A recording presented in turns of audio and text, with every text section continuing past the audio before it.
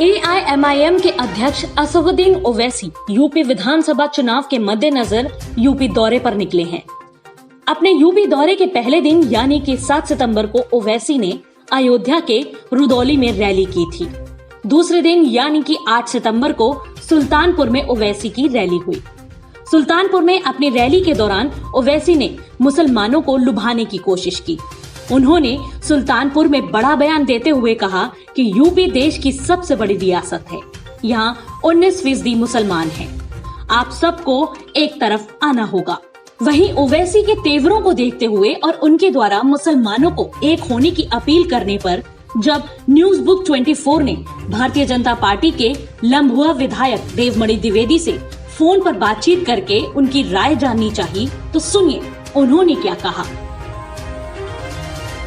ओवैसी ने अभी जो सुल्तानपुर जिले में शायद लम्हुआ विधानसभा के आसपास ही पड़ता है वो इलाका जहाँ पर उन्होंने सम्मेलन किया था जी, तो उसमें उन्होंने कहा है मुस्लिमों को एक होने की बात की है। तो इसको लेकर आपका क्या रिएक्शन है और भाजपा पर इसका कुछ असर पड़ेगा या नहीं पड़ेगा, कैसा देखते हैं आप इस सम्मेलन को, वो आप बताइएगा। वह मुसलमानों के एक होने की बात करते हैं और भाजपा सबका साथ विकास और विश्वास अर्जित करने की बात करते हैं जी। और हम लोग इस तरह के लोगों के जो एकदम सांप्रदायिक और विभाजक विचार लेकर के चलते हैं, उनके ऊपर अपने को संपूर्ण राष्ट्र को साथ लेकर के चलने की विचारधारा के लोग हैं। इस तरह के लोगों का असर इसलिए नहीं पड़ा और पड़ेगा कि माननीय प्रधानमंत्री जी ने सबको साथ लेकर के चलने की और मुसलमानों की भी आधी आबादी जो कि महिलाएं हैं उनके लिए भी 3 तलाक जैसे नियमों को खत्म करके सबका विश्वास जीता है जी। तो इसलिए ओवैसी टाइप के जो एलिमेंट हैं, ये जो माई कॉम्बिनेशन के लोग बात करते थे या करते हैं या वाई की, अब वो वाईएम कॉम्बिनेशन हो गया है। अब राम राज्य बनाम यमराज की बात है जी। तो इसलिए कोई फर्क नहीं पड़ेगा और वह हो सकता है कि वह ज्यादा बदतमीजी करें ये लोग जी। तो राष्ट्रवादी ताकतें उससे उसके प्रतिवाद में उसके रिस्पांस में और अधिक मजबूत। तो अगले जो विधानसभा चुनाव होने हैं 2022 में, उसमें आप मुस्लिम वोटरों के प्रति क्या अपेक्षा रखते हैं और श्वेता जो ओवैसी की बढ़ेगी उससे क्या तनाव का माहौल बनेगा?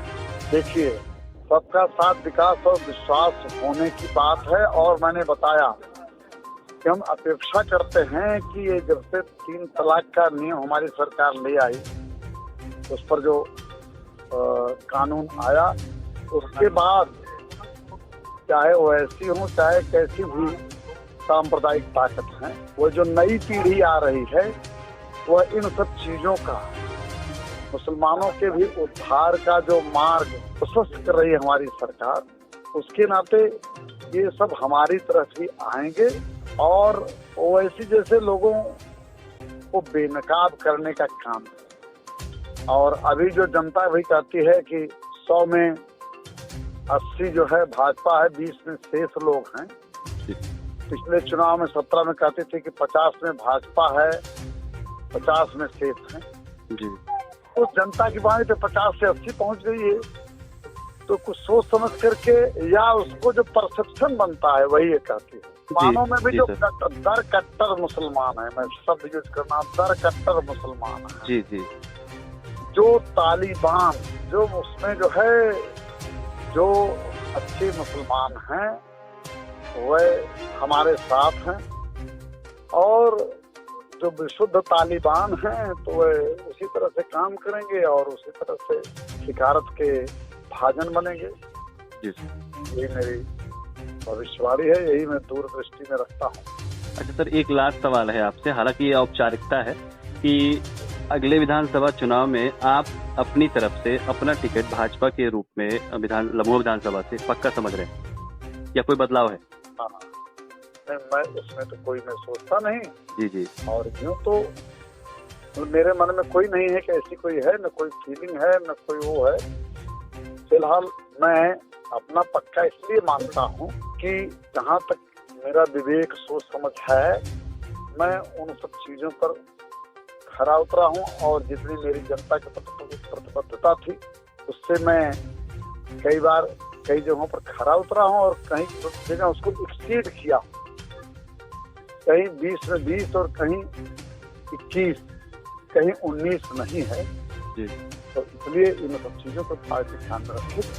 अच्छा सर, एक सवाल और कि विरोधियों का कहना है कि जो अगला जो भी चुनाव होने वाला है उसमें सीएम योगी के चेहरे पर ही चुनाव लड़ा जाएगा, ऐसा संशय है, विरोधियों का कहना है। तो आपकी तरफ से क्या है कि आप भाजपा किसके चेहरे पर लड़ना चाहेगी, तो सीएम योगी या बदलाव होगा? देखिए ऐसा है कि इस पर तो आप जानते हैं कि वो शीर्ष नेतृत्व ही सब डिसाइड करता है, ठीक है ना जी। इसमें हम लोगों का से नहीं होता है और वहाँ पर जो वह भी समीकरण का ही विषय है और संगठन के, इसलिए मैंने जो संगठन शब्द डाला वह चुनाव जीतना संगठन का ही विषय है। जी जी। संगठन और शीर्ष नेतृत्व, तो संगठन, समीकरण और शीर्ष, तो इसलिए उसमें कोई वो नहीं है। और यहाँ पर तो सब क्या कहते हैं, प्रधानमंत्री जी भी अपने को चौकीदार ही बताते हैं, कार्यकर्ता बताते हैं, इसलिए वहाँ से जो निर्णय होगा वह हम लोगों को